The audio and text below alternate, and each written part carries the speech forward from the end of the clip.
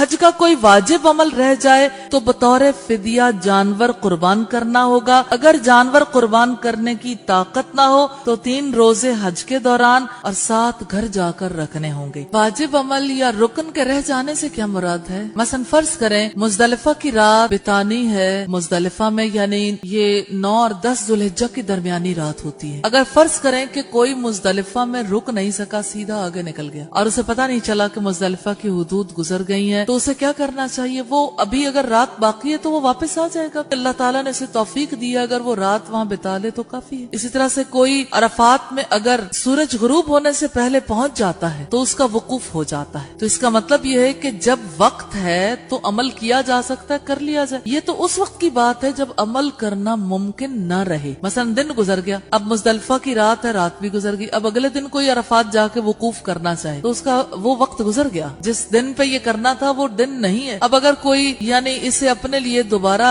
نئے سرے سے کرنا چاہے تو نہیں ہو سکتا، اب تو اگلے سال حج ہی کرنا ہوگا. اور واجب رہ جانے کی صورت میں جانور قربان کرنا ہوگا.